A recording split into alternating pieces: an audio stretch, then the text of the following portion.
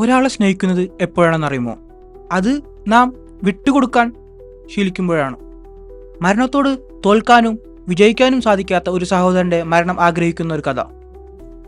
ഒരു അപകടം എങ്ങനെ ഒരു കുടുംബത്തിൻ്റെ സന്തോഷം ഒറ്റ രാത്രി കൊണ്ട് ഇല്ലാതാക്കുന്നു എന്ന് നമ്മെ കാണിക്കുന്ന ഒരു ഓർമ്മക്കുറിപ്പ്.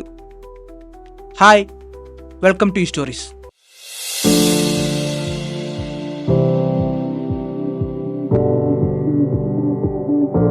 ഇന്ന് നാം സംസാരിക്കാൻ പോകുന്നത് ബ്രിട്ടീഷ് ഓഥറായ കാത്തി റെൻസൻബർഗിൻ്റെ ദി ആക്ട് ഓഫ് ലവ് എന്ന ഒരു മെമ്മോയറിനെ പറ്റിയാണ്. ഇതൊരു ഓർമ്മ പുസ്തകമാണ്, അല്ലെങ്കിൽ ഇതൊരു ഓർമ്മക്കുറിപ്പാണ്. നിങ്ങൾ സാഡായിട്ടിരിക്കുമ്പോൾ ഒരിക്കലും തന്നെ വായിക്കാൻ പാടില്ലാത്തൊരു പുസ്തകമാണ് ഈ ദി ആക്ട് ഓഫ് ലവ്. നിങ്ങൾ ഒരാളെ വളരെ ആത്മാർത്ഥമായി, വളരെ ശക്തമായി സ്നേഹിക്കുകയും ശേഷം അയാളെ നഷ്ടപ്പെടുമ്പോഴുണ്ടാകുന്ന ഒരു വേദനയും അതുപോലെ തന്നെ ഡിപ്രഷൻ, ട്രോമ എല്ലാം തന്നെ പറയുന്ന ഒരു കഥയാണ് ദി ആക്ട് ഓഫ് ലവ്. ഈ പുസ്തകം സ്നേഹത്തിൻ്റെ യഥാർത്ഥ അർത്ഥത്തെ നിങ്ങളെ ചിന്തിപ്പിക്കാൻ കാരണമാകും. അത് നിങ്ങളെ വല്ലാതെ ബാധിക്കുകയും ചെയ്യും. വീട്ടിലും നാട്ടിലും എല്ലാം പ്രിയങ്കരനായ മാത്യുയുടെയും അതുപോലെ തന്നെ അവൻ്റെ സഹോദരി കാത്തിയുടെയും കഥയാണ് ഇത്. മാത്യു ഒരു വലിയ അപകടത്തിൽ പെടുകയും ഒരു പെർമനന്റ് വെജിറ്റേറ്റീവ് സ്റ്റേറ്റ് ആവുകയും ചെയ്യുന്നു. ശേഷം അവൻ്റെ കുടുംബത്തിൻ്റെ ലോകം ആശുപത്രിയും മരുന്നും എല്ലാം ചുറ്റിപ്പറ്റിയാകുന്നു. ആ കുടുംബത്തിൽ സംഭവിക്കുന്ന സംഭവവികാസങ്ങളാണ് ഇവിടെ എഴുത്തുകാരി കാണിച്ചു തരുന്നത്. ഇത് എങ്ങനെ നമ്മുടെ എഴുത്തുകാരിയെ ബാധിക്കുന്നു എന്നാണ് ഈ ഓർമ്മക്കുറിപ്പിലൂടെ അവർ നമ്മോട് സംസാരിക്കുന്നത്. വളരെ ശക്തമായ ഡിപ്രഷൻ, ട്രോമയും അവളെ വിഴുങ്ങുമ്പോൾ എങ്ങനെ അവളുടെ സന്തോഷവും ദുഃഖവും എല്ലാം ഒരു യാന്ത്രികമായി മാറുന്നു എന്നതാണ് ഇതിലൂടെ നമുക്ക് കാണാൻ സാധിക്കുന്നത്. ഈ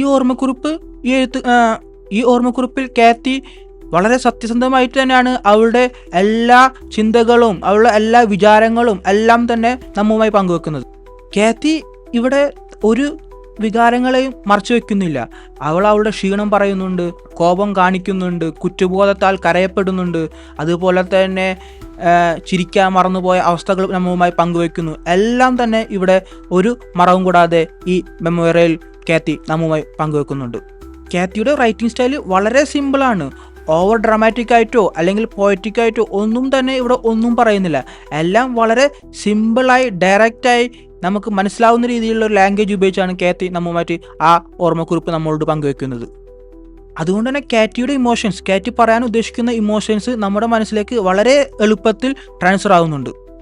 മറ്റു പല മെമ്മറികൾ പോലെ ഇതൊരു ഇൻസ്പിറേഷൻ സ്റ്റോറിയാണെന്ന് വെച്ചിട്ട് ആരും തന്നെ ഇത് വായിക്കാൻ ശ്രമിക്കേണ്ട. കാരണം ഇത് ഒരിക്കലും ഒരു ഇൻസ്പിറേഷൻ സ്റ്റോറിയോ അല്ലെങ്കിൽ ഒരു സക്സസ്ഫുൾ സ്റ്റോറി അങ്ങനെ ഒന്നും തന്നെയല്ല. ഇതൊരു സാധാരണ ഒരു മനുഷ്യൻ്റെ ജീവിതത്തിൽ ഉണ്ടാകുന്ന ഒരു ഓർമ്മക്കുറിപ്പ് മാത്രമായി നമുക്ക് കണക്കാക്കാം. ഇവിടെ തോൽവിയും സന്തോഷവും ദുഃഖവും എല്ലാം ഉണ്ട്. ഇതിൽ സമൂഹ ജീവിതത്തിൽ നമുക്ക് എതിരെയുള്ളവനെ മനസ്സിലാക്കാൻ വളരെ സഹായമാകും വിധമാണ് കാത്തി എഴുതിയിട്ടുള്ളത്. അങ്ങനെയൊക്കെ ആണെങ്കിൽ കൂടി എമ്പതിയുടെ ഒരു ഹൈ സ്കെയിൽ കൾട്ടിവേഷനാണ് കാത്തി ഈ പുസ്തകത്തിലൂടെ നടത്തുന്നത്. ഈ പുസ്തകം ഗ്രീഫിനെ വളരെ വളരെയധികം റിയലിസ്റ്റിക് ആയിട്ടാണ് എക്സ്പ്ലോർ ചെയ്യുന്നത്.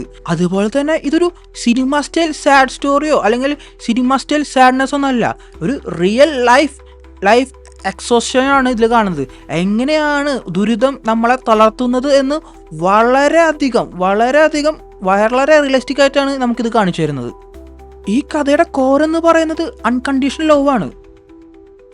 ഹോപ്പ് മുഴുവൻ തകർന്ന്, ജീവിതം മൊത്തം തകർന്ന് നിൽക്കുമ്പോഴും ഇവർ അല്ലെങ്കിൽ കുടുംബം എങ്ങനെയാണ് മറ്റൊരാളെ കൈവിടാതെ മുന്നോട്ട് പോകുന്നത് എന്ന് കാണിച്ചു തരുന്നതാണ് ഈ പുസ്തകത്തിലൂടെ.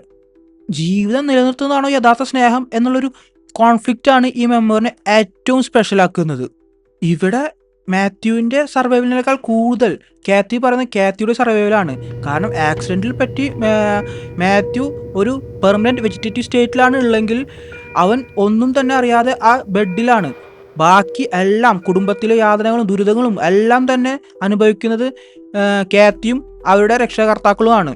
അപ്പോൾ അവരെ എങ്ങനെ അത് ബാധിക്കുന്നു, ഒരു രോഗിയെ എങ്ങനെ ബാധിക്കുന്നതിലുപരി ആ രോഗിയെ ശുശ്രൂഷിക്കുന്നവരെ അത് എങ്ങനെ ബാധിക്കുന്നു എന്നുള്ളതാണ് ഇതിലൂടെ നമുക്ക് എഴുത്തുകാരി നമുക്ക് കാണിച്ചു തരുന്നത്.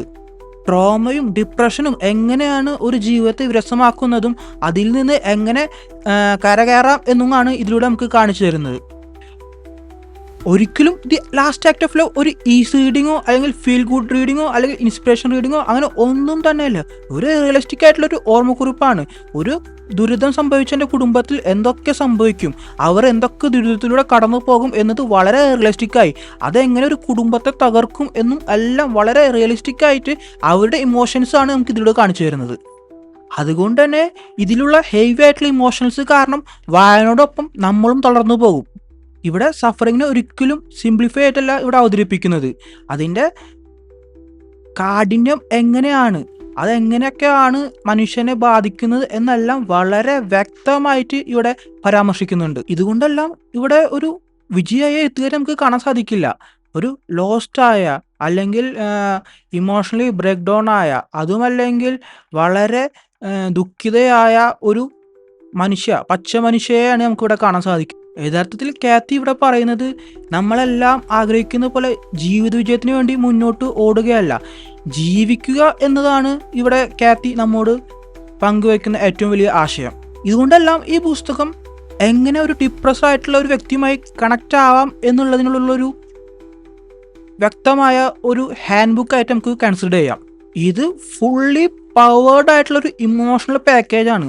അതുകൊണ്ട് ഇത് തിരഞ്ഞെടുക്കേണ്ട മുമ്പ് നിങ്ങൾ ചിന്തിക്കുക, അതിനുവേണ്ടി പ്രിപ്പയർ ആയിട്ട് മാത്രം ഈ പുസ്തകം തിരഞ്ഞെടുക്കുക എന്നാണ് ഇത് വായിക്കാൻ പോകുന്നതോട് എനിക്ക് പറയാനുള്ളത്.